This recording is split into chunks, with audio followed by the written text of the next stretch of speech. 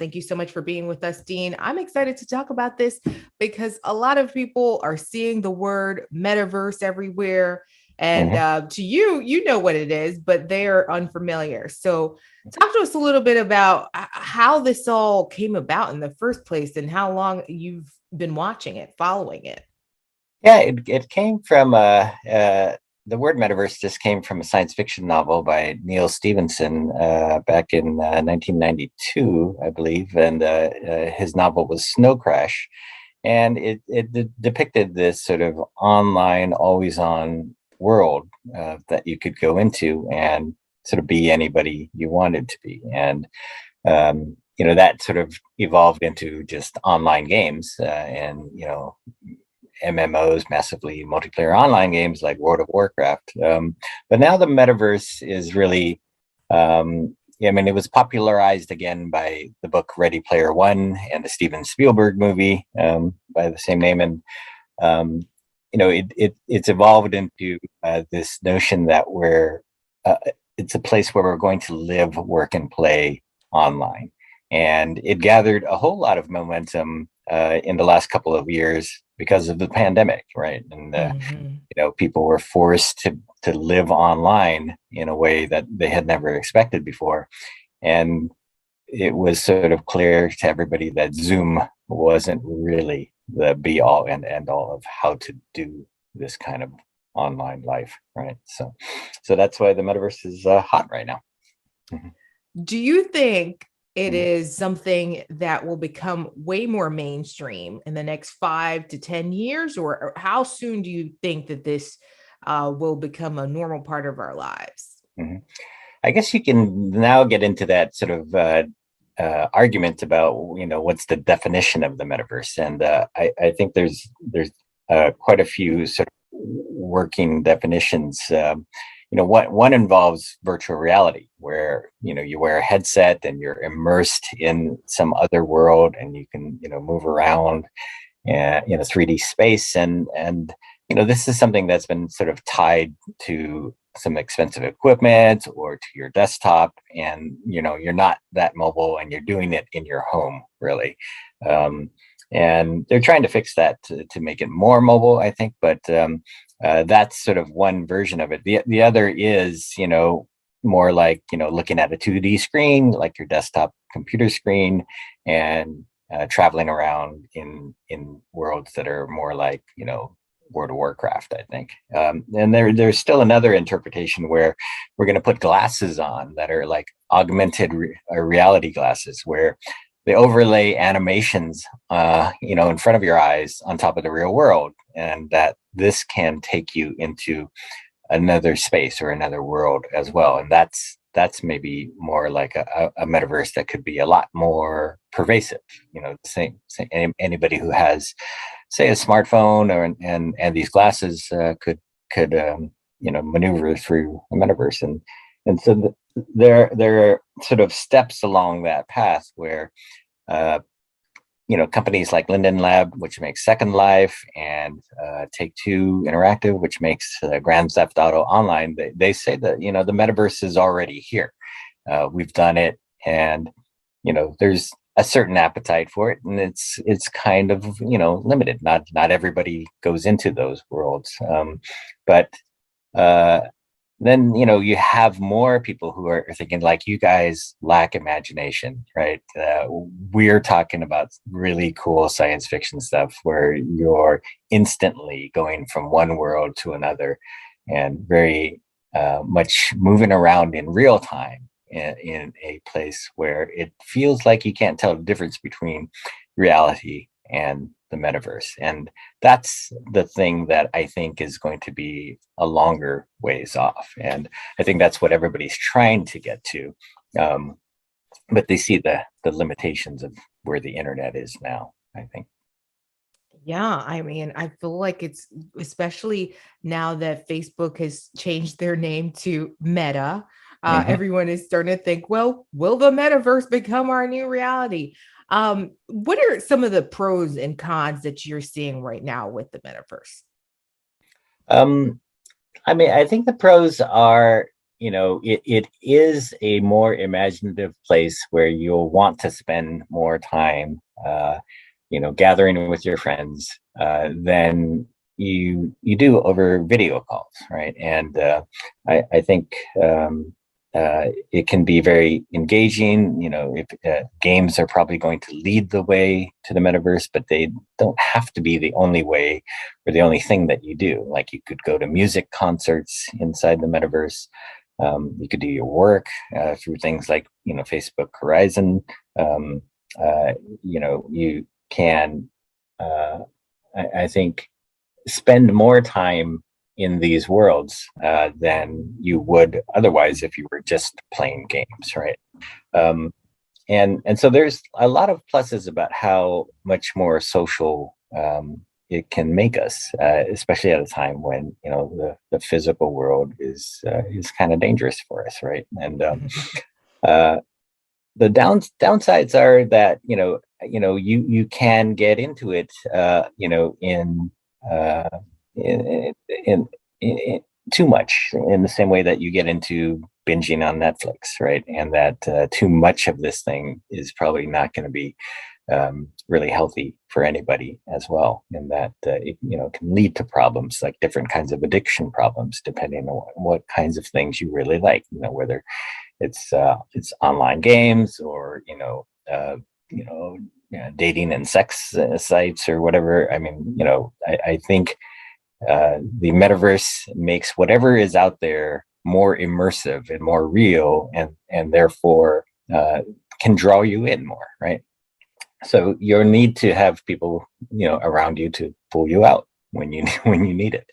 I think also it can, like they haven't really solved things in the metaverse that they haven't solved in things like online games. And so toxicity and people who are racist or sexist, like how do you stop them from spoiling the experience for so many other people, right? And, people who cheat in online games, will they find a way to cheat or rip you off in the metaverse as well. So there can be a lot of false starts here with scams and other kinds of problems. And so the problems we have in the rest of society are going to carry over to the metaverse. Yikes. It sounds like a very dangerous place, very real, and addictive, which I have started to notice with the people buying up those goggles for the gaming experience. And also another thing that I'm starting to notice, a lot of people are starting to talk about real estate and purchasing real estate in the metaverse, and how do you monetize? Is this something that we actually are going to see as part of an investment portfolio? Well, I mean, there are things that make sense about it and things that don't make sense. Like Bitcoin has taken off like crazy, right? And people think that's one of the stupidest things ever, like it's digital money. But the other sort of smart thing about it is that it's a hedge against inflation, which is rising, right? And if Bitcoin's price keeps rising faster than inflation itself, then it becomes a good investment, a good place to put your money. But yeah, you run into other challenges, like say if you buy something, like you buy real estate like there's games like Upland where you can buy in the virtual world the places that exist in the real world. So like you could buy the Eiffel Tower in Upland, right? And these things only have value so long as people think they have value. It's just like money. If you believe in money, it has value, right? If you believe in virtual real estate, it will have value as well, and you can sell it. And a lot of people are going into these worlds to buy and flip the same way they do with real estate. And buying and flipping is always a risky behavior because somewhere somebody might get caught holding the bag when everything crashes, right? And so the prices for some of these worlds are rising. Like there's a world called the Sandbox that has sold like something like $50 million worth of virtual real estate, and I think most of the people who are in there want to build something. There's brands in there, but there's also people who are just flipping it so that they can make a quick buck. And they may hype it and flip it, and then whoever buys it next might be the one that winds up losing money, right? So it carries risks just like any other kind of real estate. But yeah, it's a very popular thing that has multiple worlds available for people to buy things and buy virtual land and sell them. And it's a good way for a lot of the companies involved, like the game companies, to raise a fair amount of money so that they can keep building out their metaverses. So the other thing that's interesting about the metaverse too is that like it's not just the companies that have the chance to make money here. It's the players, like it's the users. And in this case, in virtual real estate, the people who they buy it and they give they give their money to the company, but after that they own it. Like it's a blockchain based thing that where they can authenticate that you are the one true owner of this property, even though it's a digital property. People can't make copies of this property because it has the blockchain technology attached to it. So then, you take that and then you sell it, and then you pocket that money. Like you might still pay a fee to the original creator, but it's a relatively small fee compared to other kinds of fees you run into. And so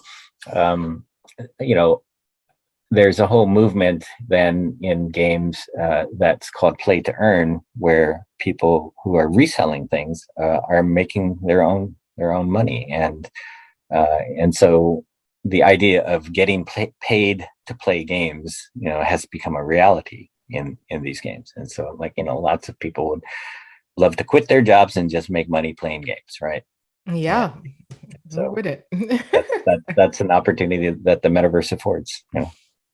You mentioned the fact that there are no real rules to this thing right now in terms of managing it, making sure that it is adhering to rules be abide by in the real world.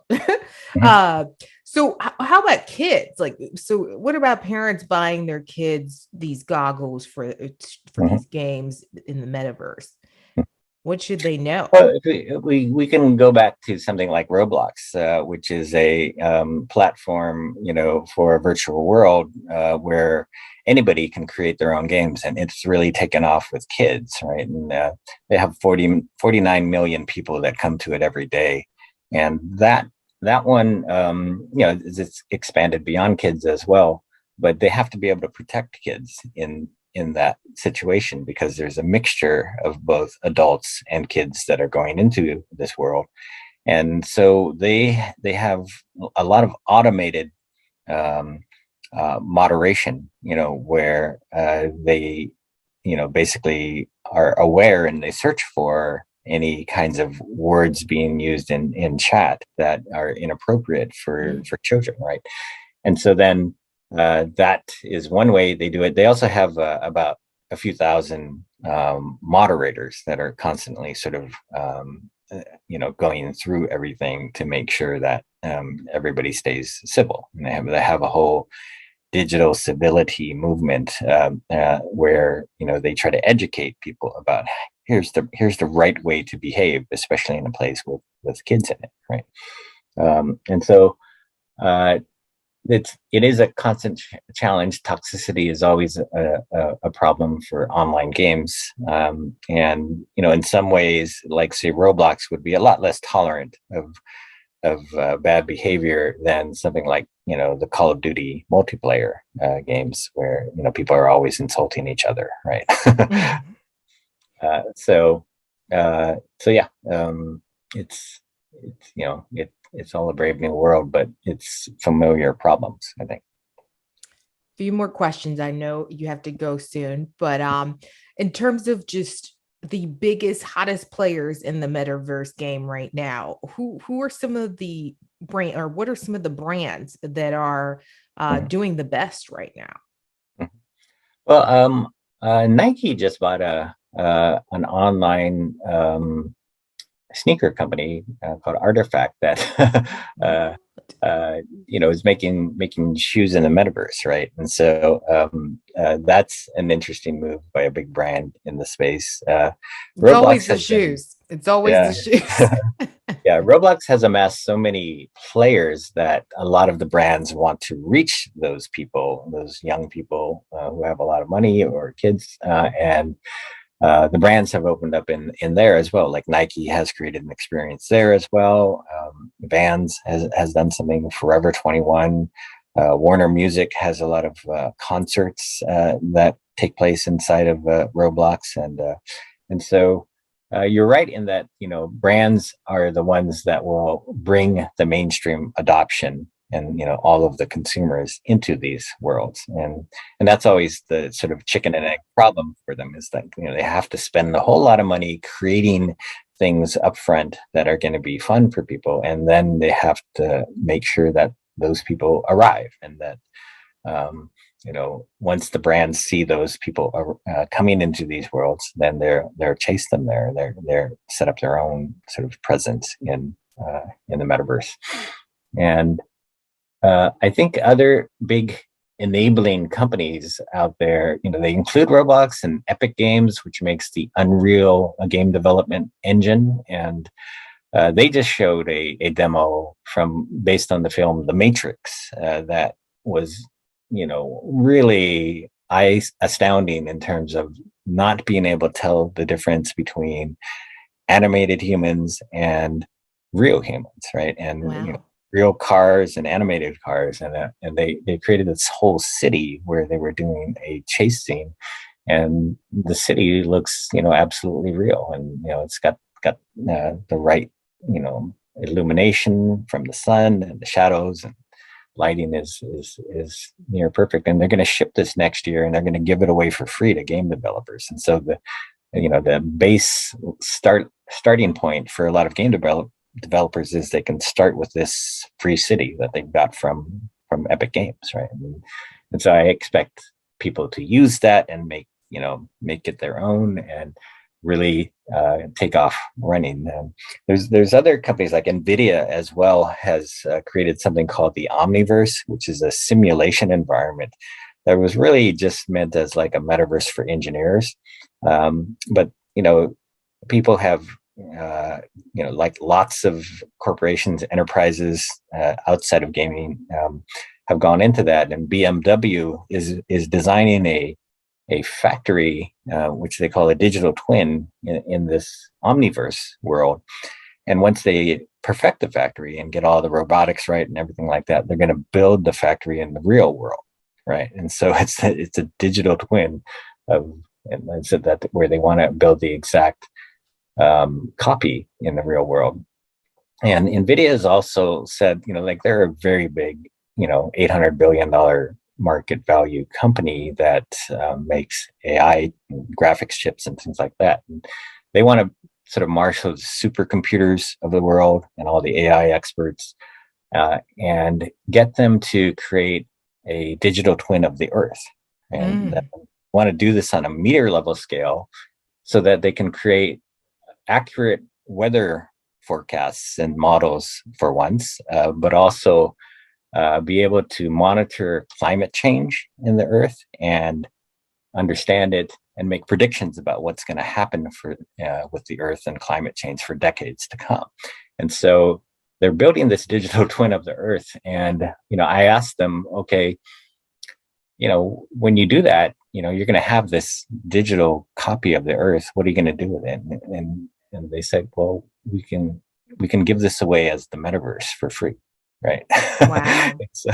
So that's pretty amazing. It's just like Epic, they're building something for one reason, and then they're giving it away to people who want to build on top of it. And that's why I think the metaverse is going to happen, and that it's going to be a very expansive place that I mean, NVIDIA makes a lot of money, and they've got a lot of money to spend on this, and they can, and they have the ability to marshal the supercomputers and AI experts of the world to do this.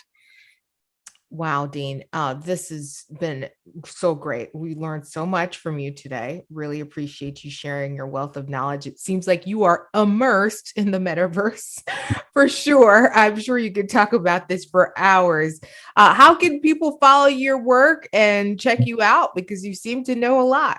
Yeah, well, I learned a lot from being a journalist and talking to people and writing stories for GamesBeat.com and VentureBeat, both tech and game stories. I also sort of curate the GamesBeat Summit conferences, and we're doing 3 of those online a year now. And our next one is a Metaverse conference that comes on January 25th through 27th, and all online, and you can find out about it at gamesbeat.com.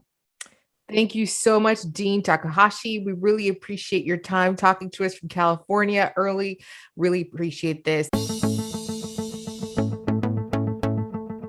And that brings us to the end of the analysis. Thanks for listening to this month's episode. If you enjoyed it, share it, like it, and subscribe. And if you'd like to connect with us, you can reach me on Twitter at Anna-Lysa Gayle or on my blog at annalysagayle.com/blog. Have a great day.